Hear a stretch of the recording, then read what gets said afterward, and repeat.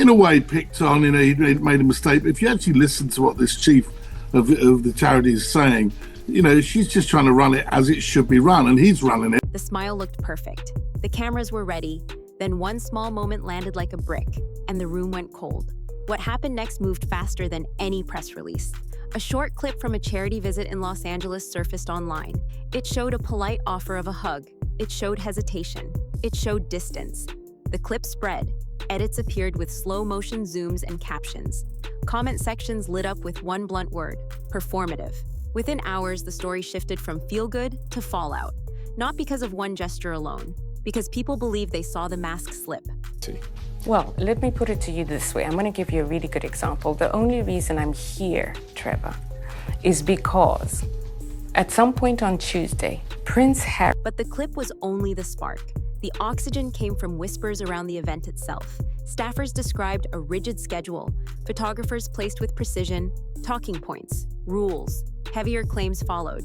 Emails, pre-approved questions, tight timing, little room for natural interaction. Some even mentioned non-disclosure agreements. A charity visit with NDAs? That line alone was gasoline. Soon people noticed that certain posts tied to the day seemed to vanish from an organization's feeds. The message many took from that: distance.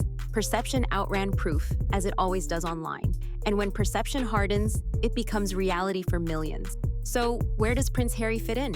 This is where the mood turns. Some say he didn't expect the backlash. He believed the visit was genuine service. That tracks with his public work. The Invictus Games was his vision and his grind. His mental health advocacy has been steady. He looks most himself when the camera is not the point. If he was blindsided, that hurts. He stepped out of the royal machine to build something truer. Now the very charge, over production, over control, sits at his own doorstep.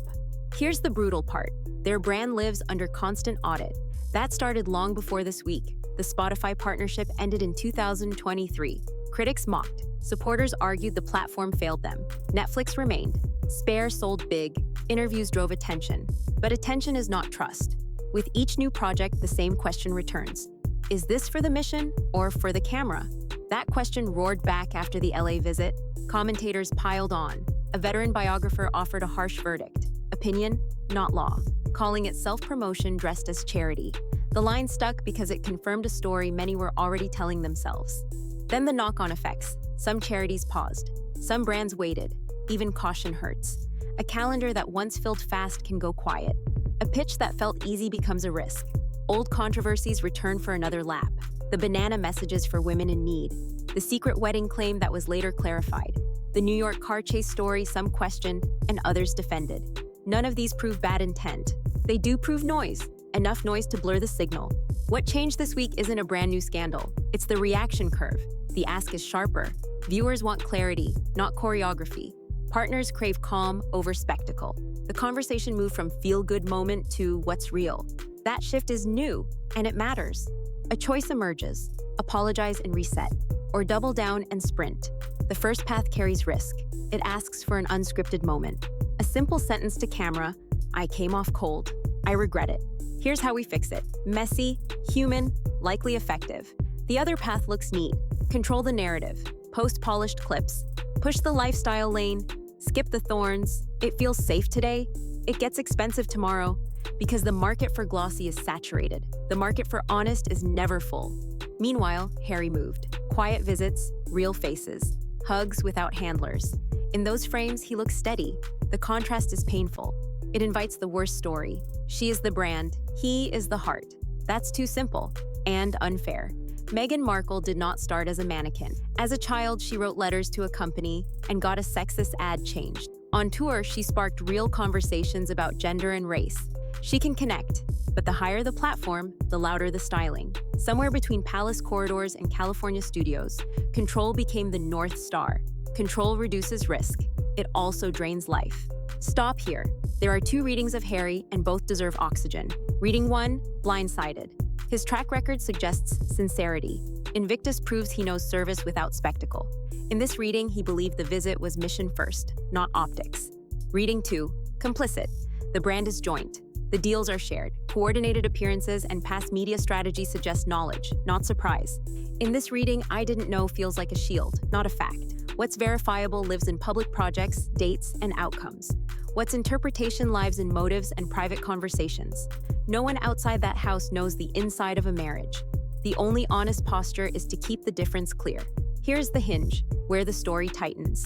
Harry left the institution to protect a woman and build a mission. He paid with family ties and public peace. He did it with a straight face and a shaky voice. If he now believes the mission is slipping into a mirror, he faces the hardest decision of his life. Loyalty to his wife is not in question. Loyalty to the work might be. Can he insist on fewer lenses and more listening? Can he say no to the perfect image in service of the imperfect moment? That is not a PR question. That is a marriage question. The emotion crests here. Picture the quiet after the noise. He replays the clip. He hears the laughter online. He thinks of Invictus athletes who trusted him with their pain. He thinks of his mother's hands, steady in public chaos. He chose a life away from royal duty to escape roles and scripts. Now he risks becoming a role in someone else's script. That realization hurts. It also clarifies. He cannot control every headline. He can control what he does next. There is a path back. It's narrow, but it's real. It starts with one human sentence from Meghan. No team around her, no polish. I misread the moment. I'm sorry, I'm learning. That's not weakness, that's power. Then a different kind of visit. No embargo, no stagey podium, phones down, questions open, a round table where she listens before she speaks. 3 hours, no press, trust earned in silence.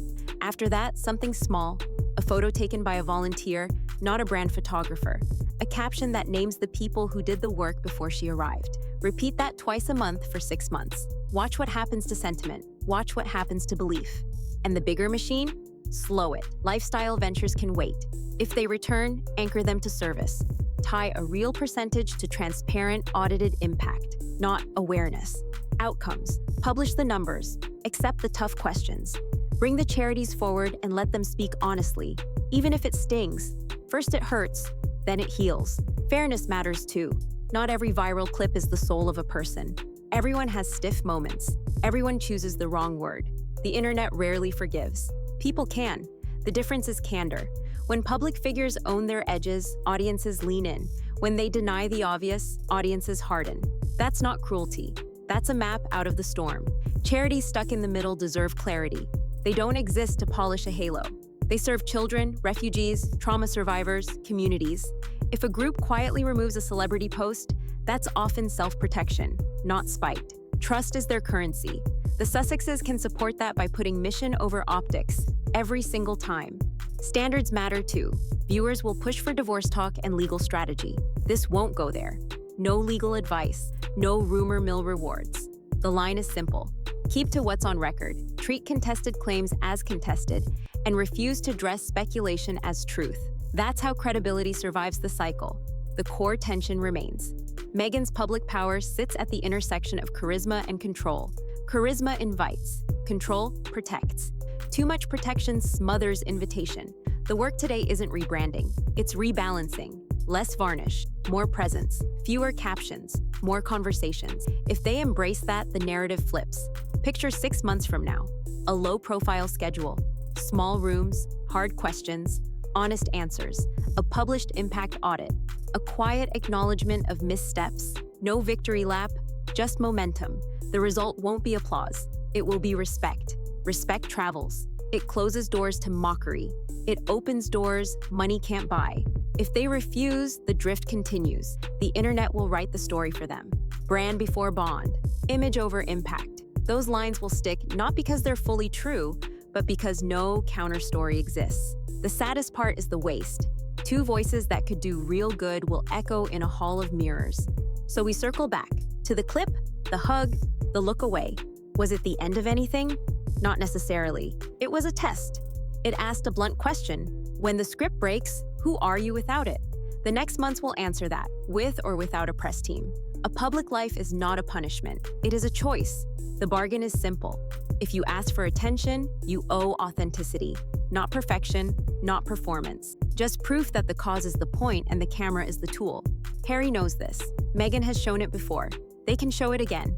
What do you think? Do they risk a raw, unfiltered apology now and start the slow rebuild, or stay silent and let the internet decide the ending for them?